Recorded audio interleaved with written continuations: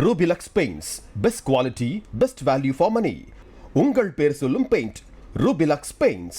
இப்போது புதிய அறிமுகம் ஆச்சி ஹோட்டல் சாம்பார் 50 கிராம் ரூபாய் 20 மட்டுமே. No compromise. உங்க சைடுலயும் எங்க சைடுலயும். It's a GT promise. GT Holidays, South India's #1 travel brand.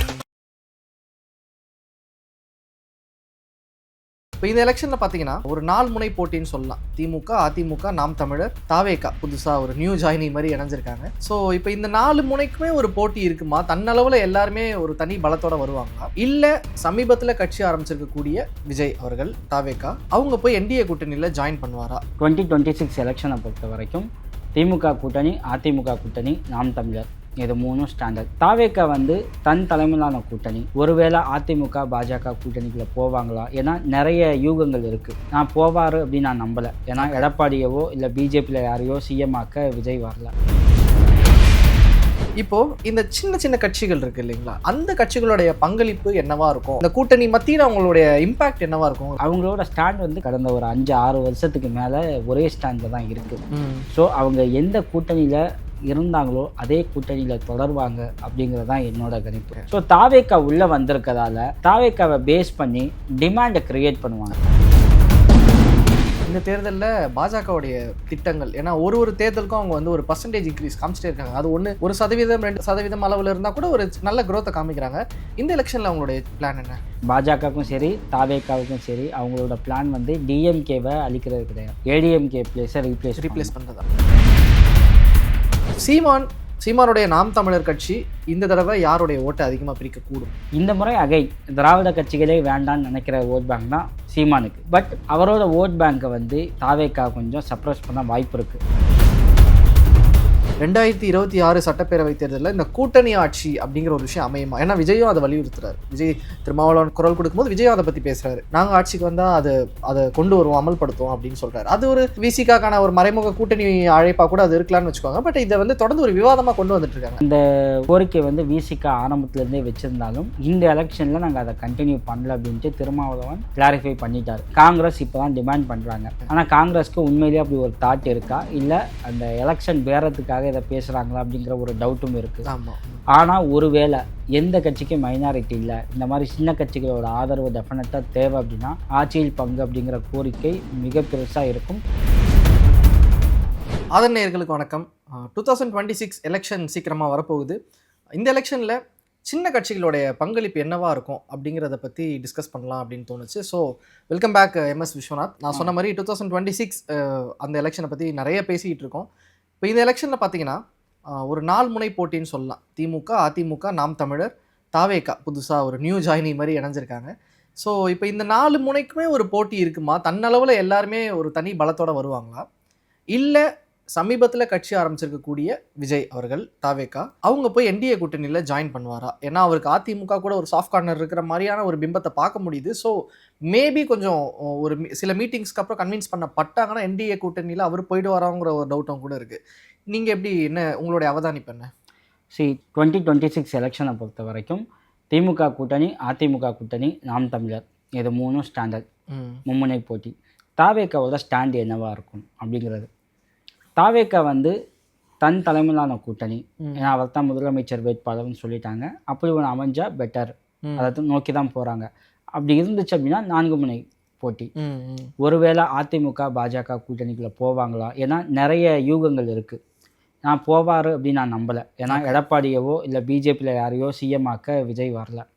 ஓகேங்களா? ஏன்னா கேரியரோட உச்சத்துலேருந்து வர்றாரு. அவர் அதுக்கு வரல. ஒருவேளை போனார் அப்படின்னா அந்த கூட்டணி ஜெயிக்க வாய்ப்பு இருக்குது. ஆனால் விஜய் டெஃபினட்டாக ஃபெயில் ஆகிடுவார். ஓகே. இப்போது நாம் தமிழரை தவிர்த்து மற்ற எல்லாருமே கூட்டணிக்கு ஓப்பனாக தான் இருக்காங்க. இதில் எக்ஸிஸ்டிங்காக கூட்டணியில் இருக்கிறது திமுக, அதிமுக என்டிஏ கூட்டணிலையும், திமுக அவங்களுடைய மதச்சார்பற்ற கூட்டணிலையும் இருக்கிறாங்க. நாம் தமிழர் தான் வழக்கம் போல் எப்பவுமே அந்த நாங்கள் தனியாக தான் நிற்போங்கிற ஸ்டாண்டில் இன்னும் இது வரைக்கும் இருந்துட்டு இருக்காங்க. இப்போது இந்த சின்ன சின்ன கட்சிகள் இருக்குது இல்லைங்களா, இப்போ ஏன்னா இந்த வீடியோவே அதோடைய நோக்கம் தான். அந்த கட்சிகளுடைய பங்களிப்பு என்னவா இருக்கும்? அவங்க இந்த கூட்டணி மத்தியில் அவங்களுடைய இம்பேக்ட் என்னவா இருக்குங்கிறது தெரிஞ்சுக்கணும்னு நினைக்கிறேன். இப்போது நிறைய கட்சிகள் இருக்குது. இப்போ தாவேக்காவை தவிர்த்து பார்த்தீங்க அப்படின்னா நாம் தமிழர் தனியாக நிற்கிறாங்க. அவங்கள விட்டுருங்க. ஏடிஎம்கேவா டிஎம்கேவா ரெண்டில் ஏதாச்சும் ஒன்று ஸ்டாண்ட் இருக்கணும். இந்த சின்ன கட்சிகள் சொன்னோம் பார்த்தீங்களா, அவங்களோட ஸ்டாண்ட் வந்து கடந்த ஒரு 5-6 வருஷத்துக்கு மேலே ஒரே ஸ்டாண்டில் தான் இருக்குது. ஸோ அவங்க எந்த கூட்டணியில் இருந்தாங்களோ அதே கூட்டணியில் தொடர்வாங்க அப்படிங்கிறது தான் என்னோட கணிப்பு. ஓகே தேமுதிக வந்து அநேகமாக அதிமுகவோட கண்டினியூ ஆக தான் வாய்ப்பு இருக்குது. ஏதாவது ஒரு டிமாண்ட் அதிகமாச்சுன்னா டிஎம்கேக்கு வருவாங்க. ஆனால் ஓட் ஷேர் ஆகுமா அது நமக்கு தெரியாது. ஏன்னா விஜயகாந்துக்கு ஃபேவராக பாஜகவும் செஞ்சுருக்கு, திமுகவும் செஞ்சுருக்கு. ஸோ அவங்க ஒரு டிமாண்டை க்ரியேட் பண்ணிகிட்டே இருக்காங்க. என்னோட கணிப்பு ஏடிஎம்கேவோட போவாங்க அப்படின்ட்டு. ஒருவேளை டிஎம்கேக்கு போனால் டிஎம்கே வெல்கம் பண்ணும். எவ்வளோ ஓட் ஷேர் ஆகும் நமக்கு தெரியாது. அது அந்த டைமில் ஏதாவது பொலிட்டிக்கல் ஸ்டண்ட் பண்ணாதான் உண்டு. ஸோ தாவேக்கா உள்ளே வந்திருக்கதால தாவேக்காவை பேஸ் பண்ணி டிமாண்டை க்ரியேட் பண்ணுவாங்க. ஓகேங்களா? இந்த டிமாண்டை க்ரியேட் பண்ணும்போது இது இந்த சின்ன கட்சிகளுக்கு, அதாவது ஒரு குறிப்பிட்ட பகுதியில் இருப்பாங்க மண்டலமில், அந்த கட்சிகள், ஜாதி கட்சிகள், இல்லை 1-3% ஓட்டு இருக்க மாதிரியான கட்சிகள், இவங்க எல்லாத்துக்குமே இது வந்து ஒரு பொற்காலம்.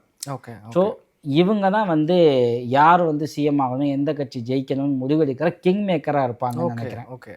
ஸோ அப்போ தமிழ்நாட்டிலையும் இந்த கிங் மேக்கர் கான்செப்ட் வந்துடும்ன்றீங்க? தமிழ்நாட்டில் தான் வந்துச்சு. காமராஜரை கிங் மேக்கர்னு சொன்னோம் பார்த்தீங்களா? அதனால இந்த கட்சிகள் கிங் மேக்கராக இருக்க வாய்ப்பு இருக்குது. ஏன்னா ஹங்கர் அசம்பிளி வந்துருமோ அப்படிங்கிற டவுட் வந்து எல்லாருக்குமே இருக்குது. ஏன்னா விஜயோட என்ட்ரி எப்படி. ஸோ இதை வந்து இந்த சின்ன கட்சிகள் யூஸ் பண்ணி தங்களுக்கான டிமாண்ட் அதிகமாக்கிக்கிறாங்க, தங்களை கிங் மேக்கராக பொசிஷன் பண்ணிக்கிறாங்க. ஓகே. இந்த டிகேடில் ஐ மீன் இந்த செஞ்சுரியிலேயே நமக்கு அந்த பிரச்சனை இருந்ததில்லை. மேபி ஒரு தடவை திமுக ஜெயிக்கும் போது காங்கிரஸ் உடன் நின்னாங்க. பட் அது ஒரு சமரசமான, எப்பவுமே திமுக காங்கிரஸ்க்கு இடையில இருக்கக்கூடிய ஒற்றுமையினால அது நடந்துச்சுன்னு வச்சுக்கோங்களேன். இந்த செஞ்சுரியில் ஆஃப்டர் 2000க்கு அப்புறம் பெருசாக அந்த கிங் மேக்கருக்கான தேவை இருந்ததில்லை. இந்த எலெக்ஷனில் அதுக்கான தேவை ரொம்ப அதிகமாக இருக்கும்னு எதிர்பார்க்குறீங்களா தமிழ்நாட்டில்? இல்லை, இப்போ கிங் மேக்கர் இருந்தது இல்லைன்னு சொல்ல முடியாது. நம்ம காமராஜர் அப்படி சொல்லிட்டோம். பட் நீங்கள் வந்து யூனியன் கவர்மெண்ட் எடுத்தீங்க அப்படின்னா எல்லாம் மைனாரிட்டி கவர்மெண்ட் தான். அப்போ சப்போர்ட் பண்ண எல்லா கட்சிகளுமே கிங் மேக்கர். ஓகேங்களா? வாஜ்பாயை வந்து ஒரு ஓட்டு வித்தியாசத்தில் ஆட்சியை கவிழ்த்தாங்க ஜெயலலிதா. அவங்க ஒரு கிங் மேக்கர் தான். யார் இருக்கணும் யார் இருக்கக்கூடாதுன்ட்டு. பட் நம்ம காமராஜர் மட்டும் சொன்னதால அந்த நேம் வேறு யாருக்கும் சொல்லலை. கிங் மேக்கர் கண்டினியூஸாக வந்துக்கிட்டே இருக்குது.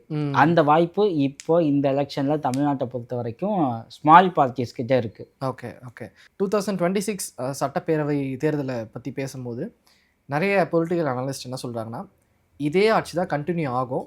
மேபி சில சீட்ஸ் திமுக எண்ணிக்கையில் சில சீட்டுகள் குறையலாம், ஆனால் திமுக வந்து மெஜாரிட்டியை வின் பண்ணி ஆட்சியை தக்க வைக்க போகிறது உறுதி அப்படின்றாங்க. நீங்கள் என்ன நினைக்கிறீங்க அதை பற்றி? ஸோ இப்போ இருக்க தகவல்படி அதற்கான வாய்ப்புகள் இருக்குது. பட் ஆனால் தாவேக்கா என்ன முடிவெடுக்க போகுது அப்படிங்கிறத பேஸ் பண்ணி இருக்குது. நீங்கள் பார்த்தீங்க அப்படின்னா அதிமுக சரி, தாவேக்கா சரி, நாம் தமிழர் சரி, திமுக 4 முனைன்னு சொல்லிட்டோம். இதில் திமுக தவிர்த்து மீதி 3மே ஆன்டி டிஎம்கே. ஸோ திமுக எதிர்ப்பு ஓட்டுகள் 3ஆக பிரிஞ்சிருக்கு. ஸோ இது ஆப்வியஸ்லி டிஎம்கேக்கு பெனிஃபிட்டாக தான் இருக்கும். அந்த ஆஸ்பெக்டில் திரும்ப ஆட்சி அமைக்க திமுகவுக்கு வாய்ப்பு இருக்குது அப்படின்னு சொல்லிக்கிறோம். ஓகே. சிறிய கட்சிகள் பற்றி பேசிகிட்டு இருந்தோம்.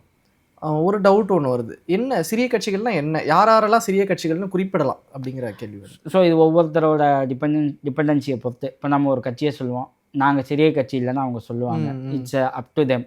பட் நீங்கள் வந்து பார்த்தீங்க அப்படின்னா பாமகங்க ஒரு வட தமிழ்நாட்டில் பாமக ஒரு செல்வாக்குள்ள கட்சி. 5% ஓட்டு அவங்க வந்து கண்டினியூஸாக நிரூபிக்கிறாங்க. பட் லாஸ்ட் 2 எலெக்ஷனில் பாமகவோட தயவு இல்லாமல் திமுக வந்து ஜெயிச்சிருக்கு. அவங்களுக்கு பாமக தயவு தேவையில்லை. ஆனால் இப்போ வந்து ஆன்டி இன்கம்பன்சி டிஎம்கேக்கு இருக்குது. ஸோ பாமகவோட கேம் வந்து டிஎம்கேவோட வெற்றியை பாதிக்கலாம். அட் த சேம் டைம் நம்ம பாமக 2ஆக டிவைட் ஆகி இருக்குன்றதை பார்க்கணும். ஓகேங்களா? ஸோ அன்புமணி பாமக வந்து அதிமுக கூட்டணியில் மெர்ஜ் ஆகிட்டாங்க. ராமதாஸ் பாமகவோட ஸ்டாண்ட் என்ன அப்படிங்கிறதுக்கு டிஎம்கே கூட வர்றதுக்கு அவங்க பேச்சுவார்த்தையில் இருக்காங்க. ஈவந்தோ அவர் அதிமுக கூட்டணியில் அன்புமணி இருக்கிறதால மாம்பழம் சின்னம் அவருக்கு தான் போகும். ஏன்னா பிஜேபியோட இன்ஃப்ளூயன்ஸ் இருக்கும். ராமதாஸ் என்ன சின்னம் ஒதுக்கப்படும், இல்லை சூரியன் சின்னத்திலேயே நிற்கலாமா அப்படின்னு கூட அவங்க யோசிக்கலாம். அப்படி நின்னாங்க அப்படின்னா அது திமுகவுக்கு இன்னும் கொஞ்சம் ப்ளஸ் ஆகும். ஆனால் இந்த கேமை யூஸ் பண்ணி ராமதாஸும் சரி அன்புமணியும் சரி தனக்கான டிமாண்ட்ஸை அதிகமாக்கிக்குவாங்க. Okay nice, interesting. இப்போது ராமதாஸ் பற்றி பேசணும், அன்புமணி பற்றி பேசணும், இன்னும் சில முக்கியமான லீடர்ஸை தொட்டு இந்த டிஸ்கஷனை கொண்டு போகலான்னு நினைக்கிறேன். ஒரு டைமில் டிடிவி தினகரன் ஒரு பெரிய இன்ஃப்ளூயன்ஸை க்ரியேட் பண்ணி அந்த ஒரு பெரிய அலையை உருவாக்குனார். ஆர்கே நகர் எலெக்ஷன் நினைக்கிறேன், அங்கெல்லாம் வந்து வின் பண்ணார். ஸோ தனியாக நின்று அதிமுகவை தவிர்த்து வின் பண்ண ஒரு லீடர். அண்ட் முன்னாள் முதலமைச்சர் ஓபிஎஸ் அவர்கள் அப்போ அவர் கட்சி விட்டு வெளியில் வந்ததுக்கப்புறம் அவருக்கு எங்கேயுமே போய் அடைக்கலம் புகூரில் எந்த கட்சியுமே அவருக்கு வந்து அடைக்கலம் தேடி எங்கேயும் போகல. ஆனால் ஒரு தனி ஆளுமையாக தென் மாவட்டத்தில் அவருடைய தாக்கம் வந்து ஒரு சிறிதளவில் இருந்துட்டு தான் இருக்குது. இப்போது டிடிவி தினகரன் அண்ட் ஓபிஎஸ் இதெல்லாம் இப்போது சசிகலாவும் இருக்கிறாங்க. பட் அவங்கள பற்றி நம்ம அதுக்கப்புறம் தொடர்ந்து பேசுவோம். But TTV Dhinakaran and OPS இவங்களுடைய ஸ்டாண்ட் தென் மாவட்டங்களில் என்ன மாதிரியான இம்பாக்டை கிரியேட் பண்ணும் அண்ட் அவங்க என்ன டிசைட் பண்ணலாங்கிற முடிவில் இருக்கிறாங்க? எஸ், டிடிவி தினகரன் ஆர்கே நகர் சொன்னீங்க. அப்போ அவருக்கு வந்து பெரிய பவர் இருந்துச்சு. ஏன்னா அந்த ஆர்கே நகரில் டிஎம்கே கூட டெபாசிட் வாங்க. ஆமாம் ஆமாம். ஸோ பயங்கரமாக ஜெயிச்சார். ஆனால் டிடிவி தினகரனை வந்து பிஜேபி வந்து நிறைய சப்ரஸ் பண்ணுச்சு. அவருக்கான வழக்குகளை காமிச்சாங்க, அவரோட அக்கௌண்ட்லேருந்து மணி எடுக்க விடாமல் ஃப்ரீஸ் பண்ணாங்க. ஸோ ஏகப்பட்ட நெருக்கடிகள். அதற்கு மத்தியிலையும் அவர் வந்து என்டிஏ கூட்டணியில் கண்டினியூ ஆனார். ப்ரெஷர், ஓகேங்களா. அப்போ வந்து அதிமுக வெளியில் வந்துருச்சு.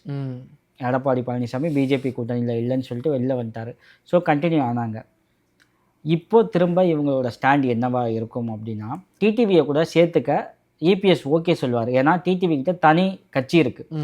பட் ஆனால் ஓபிஎஸ்ஸை சேர்க்கறதுக்கு அவர் ஓகே சொல்ல மாட்டார். ஓபிஎஸ் திரும்ப உள்ளே வந்தார் அப்படின்னா கட்சிக்குள்ளே திரும்ப பிரச்சனை வரும் அப்படின்றது இபிஎஸோட பார்வை. ஸோ ஓபிஎஸ்ஸை சேர்க்க அவர் தயாராக இருக்க மாட்டார்னு நினைக்கிறேன். டிடிவியை சேர்த்துக்க அவர் ஓகே சொல்லுவார். ஆனால் எடப்பாடியை முதல்வராக்கவா நான் வந்து கட்சியை ஆரம்பித்தேன் அப்படிங்கிறது டிடிவி ஸ்டாண்டு. அதுக்கு டிடிவி ஒத்துக்க மாட்டார். இதை வந்து ஒரு சில மாதங்களுக்கு முன்னாடி வெளிப்படையாகவே சொல்லிட்டார்.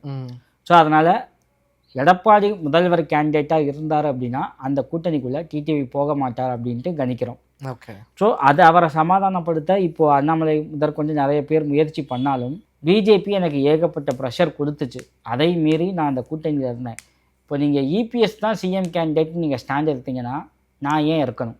அவருக்கு யார் எதிர்பார்க்குறாரு? அவர் யாரும் எதிர்பார்க்கல. சிஎம் கேண்டிடேட்டாக அவர் யாரை எக்ஸ்பெக்ட் பண்ணுறாரு? அதிமுகவில் வேறு யார் வேணாலும் இருக்கலாம், இபிஎஸ் இருக்கக்கூடாது. ஓகேங்களா. ஸோ அந்த ஒரு ஸ்டாண்ட் எடுக்கிறாங்க. ஸோ இதுக்கப்புறம் நீங்கள் என்ன ப்ரெஷர் கொடுத்து என்ன வரப்போகுது, நான் அதுக்கு ஓகே சொல்கிற மாதிரி இல்லை அப்படிங்கிறது டிடிவியோட ஸ்டாண்ட். அவருக்கு விஜய் ஒரு ஃபேக்டராக இருக்கார். ஏன்னா விஜய் வரும்போதே நீங்கள் வந்து வாங்க ஆட்சியில் பங்கு கொடுக்குறோம் அப்படின்னு இருக்காங்க. ஸோ விஜய்கிட்ட போனால் ஒரு பெட்டர் ஆப்ஷன் அப்படிங்கிற டிடிவியோட நிலைப்பாடு. ஸோ விஜய்கிட்ட போகிறாரோ இல்லையோ, ரெண்டாவது ஏடிஎம்கே கூட போகலை. இப்போ டிடிவி ஓபிஎஸ் ரெண்டு பேரோட ஓட் பேங்க்கும் ஏடிஎம்கே ஓட் பேங்க் தான். So obviously ADMK vote bank அங்கே ஸ்ப்ளிட் ஆயிடுச்சு. இது யாருக்கு பெனிஃபிட் அப்படின்னா டிஎம்கே. ஓகேங்களா. இப்போ இவங்க டிமாண்டை க்ரியேட் பண்ணலாம். ஸோ எனக்கான தேவைகளை நீ பூர்த்தி பண்ணினா டிஎம்கே வந்து ஃபெயில் ஆகிறதுக்கு நான் ஒர்க் பண்ணுவேன் அப்படின்ட்டு. ஸோ இங்கேயும் அவங்க தான் கிங் மேக்கர். யார் விஜய்க்கு ஃபேவராக இருக்கலாமா, டிஎம்கேக்கு மறைமுகமாக ஃபேவராக இருக்கலாமா, இல்லை பாஜக அதிமுக கூட்டணி ஃபேவராக இருக்கலாமான்னு முடிவு பண்ணுற கிங் மேக்கராக டிடிவி அண்ட் ஓபிஎஸ் இருப்பாங்க அந்த தென் மண்டலத்தில். ஏன்னா முக்குளத்தோர் ஓட் பேங்க் இருக்குது. ஆமாம். தென் மண்டலம் பற்றி பேசணும், கொங்கு மண்டலத்தை பற்றி பேசலாம்னு நினைக்கிறேன். அங்கே சின்ன கட்சிகளுடைய வியூகம் என்னவாக இருக்கும், எப்படி செயல்படும்? கொங்கு மண்டலம் நீங்கள் எடுத்தீங்க அப்படின்னா அங்கே ஏடிஎம்கேவோட ஓட் பேங்க் அதிகம். ஆனால் இப்போ ரீசெண்டாக பாஜகவோட ஓட் பேங்க்கு அதுக்கு நிகராக இன்க்ரீஸ் ஆகிட்டே இருக்குது. ஸோ இந்த ரெண்டு கட்சிகள் வந்து ஒரே கூட்டணியில் இருக்கிறது அவங்களுக்கு பலம். பட் சில இடங்களில் 1000 ஓட்டு 2000 ஓட்டு அப்படின்னு கூட வெற்றி வாய்ப்பு பறிப்போக வாய்ப்பு இருக்குது. ஸோ இந்த மாதிரி டைமிங்கில் கொங்கு தேசிய மக்கள் கட்சி இருக்குது பார்த்தீங்களா, அப்படியான கட்சிகளோட முக்கியத்துவம் அங்கே வலுப்பெறும். ஸோ இது அந்த கட்சிக்கு ஒரு பெரிய ப்ளஸ் பாயிண்ட். இங்கே நான் தான் ரூலிங். ஸோ என்ன கவனிச்சிங்க அப்படின்னா உங்களுக்கான வெற்றி தோல்வியை தீர்மானிக்கிற சக்தியாக நான் இருப்பேன்னு சொல்லிட்டு அவங்க வந்து ஒரு கேம் சேஞ்சராக ப்ளே பண்ண வாய்ப்பு இருக்குது. ஓகே. கொங்கு நம்ம பேசிகிட்டு இருந்தோம் பாஜகவுடைய கோட்டை அப்படின்ட்டு. இந்த தேர்தலில் பாஜகவுடைய திட்டங்கள், ஏன்னா ஒரு தேர்தலுக்கும் அவங்க வந்து ஒரு பர்சன்டேஜ் இன்க்ரீஸ் காமிச்சிட்டே இருக்காங்க. அது 1% 2% அளவில் இருந்தால் கூட ஒரு நல்ல க்ரோத்தை காமிக்கிறாங்க. இந்த எலெக்ஷனில் அவங்களுடைய பிளான் என்ன? பாஜகவோட பிளான் நம்ம ஏற்கனவே நிறைய முறை சொல்லியிருக்கேன். பாஜகவுக்கும் சரி தாவேக்காவுக்கும் சரி அவங்களோட பிளான் வந்து டிஎம்கேவை அழிக்கிறது கிடையாது, ஏடிஎம்கே பிளேஸை ரீப்ளேஸ் பண்ணுறது. இதுதான், அதை நோக்கி தான் போயிட்டு இருக்காங்க. இந்த மாப்பிள்ளைன்னு தனுஷ் படம் ஒன்று வந்திருக்கும். ஹன்சிகா வந்து ஒரு பைக்கில் மாட்டிக்கும் போது காப்பாற்ற விவேக் போவார், பின்னாடி தனுஷ் போவார். அதுதான் நான் ஏடிஎம்கே பிளேஸை ரீப்ளேஸ் பண்ணலான்னு நான் போயிட்டு இருக்கேன், யாரும் நம்ம ஓவர்டேக் பண்ணா பாஜகவுக்கு விஜய் மேலே ஒரு கோபம். ஏன்னா அது பாஜகவோட டார்கெட், அதை விஜய் பிடிக்க பார்க்குறாருன்ற கோபம். மேபி அது கூட விஜய்க்கு அந்த ப்ரெஷர் இருக்கலாம். ஸோ இது வந்து அமித்ஷா ஏற்கனவே சொன்ன மாதிரி கூட்டணி ஆட்சி தான் பலமுறை சொல்லியிருக்காரு. ஏடிஎம்கே மைனாரிட்டியாக வந்துச்சு அப்படின்னா டெஃபினட்டாக கூட்டணி ஆட்சி தான் அப்படிங்கிறதுல எந்த டவுட்டும் கிடையாது. ஓகே. பிஜேபி மாதிரியே நாம் தமிழர் அவங்களும் ஒரு முக்கியமான சக்தி. அவங்களுக்கு பெரிய க்ரோத் இல்லைனாலும் ஒரு சஸ்டைன்டான ஒரு ஓட் பேங்க்குங்கிறத அவங்க எப்பவுமே வச்சுருக்காங்க. அவங்க பண்ணக்கூடிய மிக சிறந்த செயல் என்னன்னு பார்த்தீங்கன்னா, ஜெயிக்கிறாங்களோ இல்லையோ ஓட்டை பிரிக்கிற வேலை அப்படிங்கிறது எல்லா எலெக்ஷன்லேயும் ஏதோ ஒரு கட்சி அந்த ரோலை ப்ளே பண்ணும். இப்போ விஜய் வந்திருக்காரு, விஜய் அந்த ரோலை பெருசாக ப்ளே பண்ண போகிறாருன்னு வச்சுக்கோங்க. சீமானுடைய நாம் தமிழர் கட்சி இந்த தடவை யாருடைய ஓட்டை அதிகமாக பிரிக்கக்கூடும்? நாம் தமிழர் கட்சி லாஸ்ட் டைமு 8% ஓட் பேங்க் வாங்கியிருக்காங்க. இத்தனைக்கும் அது வந்து லோக்சபா எலெக்ஷன், அதை கவனிக்கணும். அது வந்து உண்மையிலேயே அப்ரிஷியேட் பண்ண வேண்டிய விஷயம். ஏன்னா அது வந்து ஸ்டேட் எலெக்ஷன் கிடையாது. ஆமாம். ஸோ அவர் எந்த பிரைம் மினிஸ்டர் கேண்டிடேட்டையும் அனௌன்ஸ் பண்ணல. அப்படி இருந்துமே 8% ஓட் பேங்க், அது வந்து உண்மையிலேயே பாராட்ட வேண்டிய விஷயந்தான். இந்த முறை திராவிட கட்சிகளே வேண்டான்னு நினைக்கிற ஓட் பேங்க் தான் சீமானுக்கு இல்லை. பட் அவரோட ஓட் பேங்கை வந்து தாவேக்கா கொஞ்சம் சப்ரஸ் பண்ண வாய்ப்பு இருக்குது. நாட் ஒன்லி நாம் தமிழர், எல்லா கட்சியோட ஓட் பேங்கையும் லைட்டாக பறிக்க வாய்ப்பு அதிகமாக இருக்குது தாவேக்காவால். ஸோ அதோட ரிஃப்ளெக்ஷன் வந்து நாம் தமிழருக்கு எப்படி இருக்குது அப்படிங்கிறதையும் நம்ம எலெக்ஷனுக்கு அப்புறம் தான் பார்க்க முடியும். ஓகே இவங்களெல்லாம் டிஸ்கஸ் பண்ணோம், பிஜேபி நாம் தமிழர் டிஸ்கஸ் பண்ணோம். எனக்கு காங்கிரஸ் கிட்ட இருந்தும் திருமாவளவன் விசிகா கிட்ட இருந்தும் ஒரு விஷயத்தை நான் எடுத்துக்கணும்னு நினைக்கிறேன். என்னென்னா, ஆட்சியில் பங்கு அதிகாரத்திலும் பங்கு அப்படிங்கிறப்போ 2026 சட்டப்பேரவை தேர்தலில் இந்த கூட்டணி ஆட்சி அப்படிங்கிற ஒரு விஷயம் அமையுமா? ஏன்னா விஜயும் அதை வலியுறுத்துறாரு. விஜய் திருமாவளவன் குரல் கொடுக்கும்போது விஜயும் அதை பற்றி பேசுகிறாரு. நாங்கள் ஆட்சிக்கு வந்தால் அதை கொண்டு வருவோம், அமல்படுத்துவோம் அப்படின்னு சொல்கிறாரு. அது ஒரு விசிகாக்கான ஒரு மறைமுக கூட்டணி அழைப்பாக கூட அது இருக்கலாம்னு வச்சுக்கோங்க. பட் இதை வந்து தொடர்ந்து ஒரு விவாதமாக கொண்டு வந்துட்டு இருக்காங்க. அப்படி இருக்கிறப்போ இது அந்த ட்ரெண்ட், அந்த அலையை வந்து உருவாக்குமா? இந்த கோரிக்கை வந்து விசிகா ஆரம்பத்துலேருந்தே வச்சுருந்தாலும் இந்த எலெக்ஷனில் நாங்கள் அதை கண்டினியூ பண்ணல அப்படின்ட்டு திருமாவளவன் கிளாரிஃபை பண்ணிட்டார். ஓகே. ஸோ இவர் விசிகாவை நான் இங்கேருந்து வெளில எடுக்கிறேன். காங்கிரஸ் இப்போ தான் டிமாண்ட் பண்ணுறாங்க. ஆனால் காங்கிரஸ்க்கு உண்மையிலேயே அப்படி ஒரு தாட் இருக்கா, இல்லை அந்த எலெக்ஷன் பேரத்துக்காக இதை பேசுகிறாங்களா அப்படிங்கிற ஒரு டவுட்டும் இருக்குது. ஆனால் ஒருவேளை எந்த கட்சிக்கும் மைனாரிட்டி இல்லை, இந்த மாதிரி சின்ன கட்சிகளோட ஆதரவு டெஃபினட்டாக தேவை அப்படின்னா ஆட்சியில் பங்கு அப்படிங்கிற கோரிக்கை மிக பெருசாக இருக்கும். அது அமைகிறதுக்கான வாய்ப்புகள் அதிகமாகவே இருக்குது. அது காங்கிரஸ்க்கு வருமா அப்படின்னா நமக்கு தெரியாது. ஓகேங்களா, எந்த கட்சிக்காக இருந்தாலும் அதற்கான வாய்ப்பு இருக்குது. ஓகே இந்த எலெக்ஷன் முடிவை எது தீர்மானிக்கும் அப்படின்னு நினைக்கிறீங்க? அகைன் நம்ம இந்த வீடியோ ஃபுல்லாக பேசினதான் சின்ன கட்சிகளோட ஓட் பேங்க், அவங்களோட ஓட் பேங்க் தான் முக்கியம். வெறும் 1000 ஓட்டு 2000 ஓட்டுலலாம் வந்து ஆட்சி பறிப்போக வாய்ப்பு இருக்குது. நீங்கள் லாஸ்ட் டைம் விருதுநகர் எலெக்ஷன் பார்த்தீங்க அப்படின்னா மாணிக்கம் தாகூருக்கும் விஜய பிரபாகரனுக்குமான போட்டி எப்படி இருந்துச்சுன்னு நம்ம பார்த்தோம். ஸோ மைனூட் ஓட்ஸில் வந்து தோல்வி அடைகிற கேண்டிடேட்ஸ் நிறைய பேர் இருப்பாங்க, நம்ம கெஸ் பண்ண முடியாது. ஸோ இது எல்லாமே வந்து சின்ன கட்சிகளுக்கு இப்போ ஒரு பெரிய ப்ளஸ் பாயிண்ட்டாக இருக்குது. ஸோ அவங்களோட ஆதரவு டெஃபினட்டாக தேவைப்படுது. அதனால் எந்த பெரிய கட்சிகளும் வந்து கூட்டணியை அவளை லேசாக டீல் பண்ணிட மாட்டாங்க அப்படின்னு நான் நம்புகிறோம். விஜயோட பிளே எப்படி இருக்குன்னு நம்மளால் சொல்ல முடியாது. விஜயை நம்பி போகிறவங்க கரை சேரலாம், கவுக்கவும் செய்யலாம். அது நமக்கும் தெரியாது, ஏன் விஜய்க்கே தெரியாது. அன்ப்ரூவன் அன்டெஸ்டட் ரவீந்திர துரைசாமியோட வேர்ட்ஸ். நம்ம ஒன்றுமே பண்ண முடியாது. எலெக்ஷனுக்கு அப்புறம் தான் விஜயோட பவர் என்னன்னே நமக்கு தெரியும். அதுக்கப்புறம் தான் விஜயோட கேமே இருக்குது. Okay, interesting election ahead. ரொம்ப நன்றி விஸ்வநாத், நிறைய விஷயங்களை பகிர்ந்துக்கிட்டீங்க. தொடர்ந்து பேசுவோம். தேங்க்யூ பாலு.